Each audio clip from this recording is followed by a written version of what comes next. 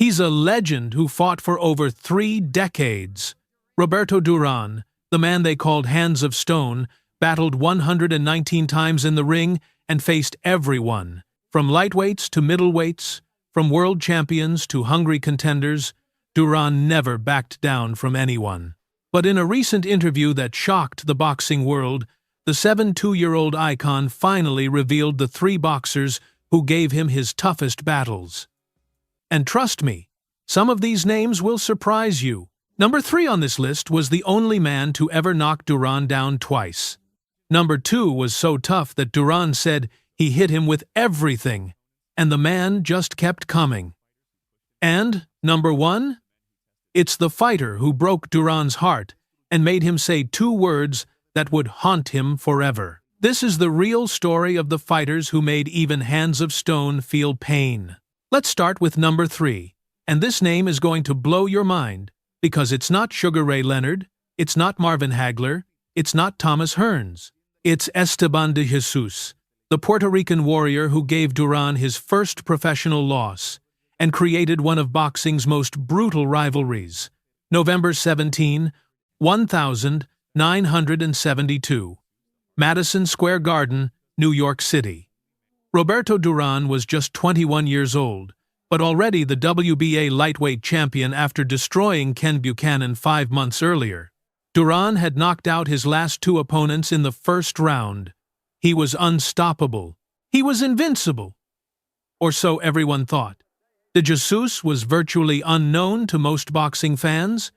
He had a record of 33 wins and 1 loss, but nobody expected him to give Duran any trouble. This was supposed to be a non-title fight, just a tune-up for the champion before bigger fights. But Esteban de Jesus had other plans. The opening bell rang, and what happened next shocked the entire boxing world. Just 30 seconds into the fight, de Jesus landed a snapping right hand, followed by a sweeping left hook that caught Duran flush on the jaw. Down went the champion! Down went Duran! It was the first knockdown of Duran's professional career. The crowd at Madison Square Garden went absolutely insane. Duran had never been on the canvas before. He got up, embarrassed and angry, but de Jesus didn't panic. The Puerto Rican boxer used his movement, his jab, his left hook, to keep Duran off balance for the entire fight. Duran couldn't find his rhythm. He looked sluggish, flat-footed, frustrated. When the final bell rang, Duran turned away from de Jesus with a defiant gesture, knowing he had been beaten. The judges scored it unanimously for de Jesus. Roberto Durán had suffered his first professional defeat, but the rivalry was just beginning. On the 16th of March 1974, they met again in Panama City in brutal heat that reached over 100 degrees at ringside. This time, Duran's WBA and Ring Magazine lightweight titles were on the line. De Jesus had struggled to make weight and was drained, but his $40,000 purse convinced him to fight anyway. And guess what happened? De Jesus knocked Duran down again in the first round with another left hook, the same punch that had dropped him in their first fight. But this time, Duran was ready. He got up and went to work. The fight was an absolute war zone. Both men threw bombs in that suffocating heat. Duran landed brutal body shots, targeting de Jesus's ribs with vicious hooks. By the 7th round, Duran dropped de Jesus with a devastating combination. Then, in the 11th round, Duran landed another massive volley, ending with a right to the head that put de Jesus down for the 2nd time. The referee stopped the fight. Duran had his revenge, but the trilogy demanded a conclusion. On the 21st of January 1978, at Caesars Palace in Las Vegas, they met for the 3rd and final time. Both men were now world champions. Duran had the WBA title, and de Jesus held the WBC belt. This was for undisputed lightweight supremacy. The fight was tactical at first, with both warriors respecting each other's power. But as the rounds went on, Duran's strength and power began to dominate. He was landing brutal body shots that were slowly breaking de Jesus down. In the 12th round, Duran landed a vicious right hand that sent De Jesus crashing to the canvas. De Jesus got up, showing incredible courage, but he was finished. Duran charged in and unleashed a two-fisted assault that drove De Jesus into the ropes. The referee was about to signal another knockdown when De Jesus's corner threw in the towel. It was over. Roberto Durán was the undisputed lightweight champion of the world. But here's what makes this story beautiful and tragic. Years later, after De Jesus had become addicted to heroin and cocaine, after he killed a man and was sent to prison for life, after he contracted AIDS from infected needles, Duran did something incredible. In 1989, when De Jesus was on his deathbed, weighing just 90 pounds, dying in a converted hospital in Puerto Rico, Roberto Durán traveled across the world to see his former rival. At a time when people were terrified of AIDS and knew very little about how it spread, Duran walked into that hospital, lifted De Jesus out of his bed, hugged him, kissed him, and told his daughter to do the same. José Torres, the legendary boxer and writer who witnessed this moment, said he was amazed by Duran's compassionate gesture. Duran had beaten De Jesus twice in the ring, but when his rival needed him most, Duran showed what true warrior spirit looks like. De Jesus died 1 month later. When Duran talks about his toughest opponents, De Jesus is always on his list, because those 3 fights took everything out of him. Now let's move to number 2. And this is where things get really interesting, because this fighter had the best chin Duran ever encountered. Marvelous Marvin Hagler, the bald-headed assassin, the undisputed middleweight champion, with one of the most legendary title reigns in boxing history. The 10th of November 1983, Caesar's Palace, Las Vegas. Duran had just captured the WBA junior middleweight title from Davey Moore in a spectacular performance. Everyone thought the great Roberto Durán was finished, washed up, too old. But Duran proved them all wrong, and after his victory, Marvin Hagler climbed into the ring, and the 2 warriors agreed to fight for undisputed middleweight supremacy. This wasn't just another fight for Duran. This was moving up in weight to face one of the most dangerous champions in boxing. Hagler stood 5'9", but rehydrated to nearly 180 pounds after weigh-ins. Duran was a natural lightweight who had built himself up to middleweight. The size difference was massive. But Duran didn't care. He had fought bigger men before. He had shocked the world before. And he was about to do it again. The fight was a chess match. Duran used his brilliant ring IQ to make Hagler uncomfortable. He fought from half distance, making Hagler miss, then countering with sharp right hands. Hagler liked to move forward and counter, but Duran forced him to lead. It was boxing at its highest level. After 13 rounds, the scorecards were shocking. All 3 judges had Duran ahead by just 1 point. The lightweight legend was about to upset the middleweight champion. The crowd was chanting, "Duran! Duran!" Duran's corner told him he needed the last 2 rounds to win. But Hagler, showing why he was called marvelous, dig deep.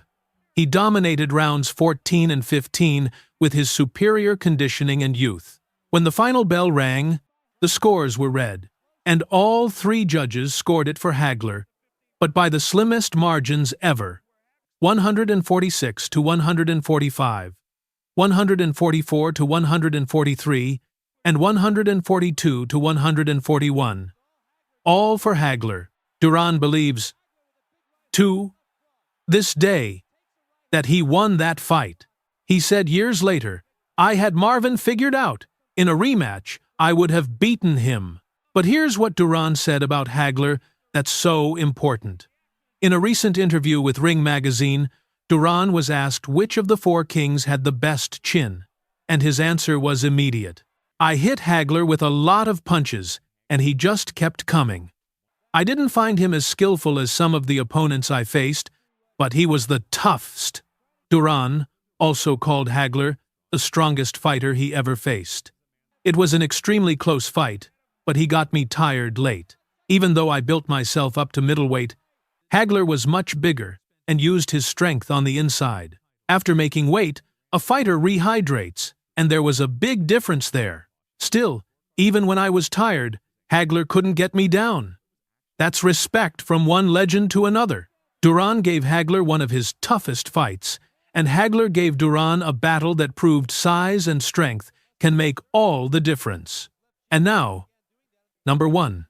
The fighter who gave Duran his most painful defeat. Sugar Ray Leonard, the golden boy with the $1 million smile and the skills to match. These two warriors fought 3 times, and their rivalry defined an era. The 20th of June, 1980, Olympic Stadium, Montreal, Canada. The brawl in Montreal.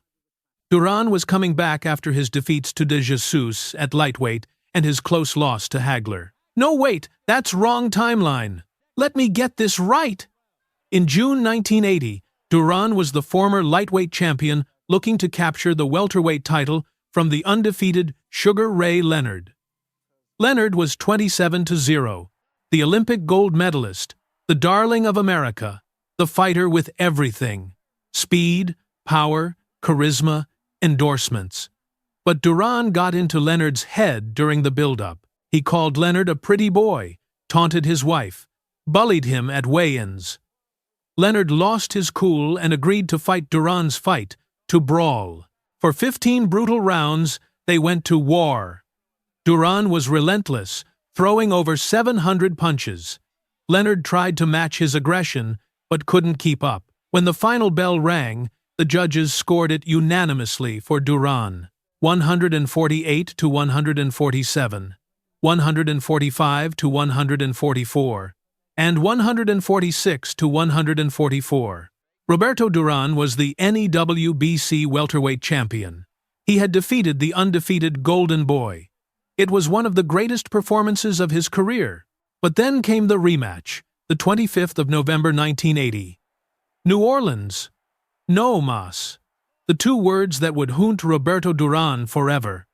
Leonard came in with a different strategy. He used his speed, his movement, made Duran miss and look foolish.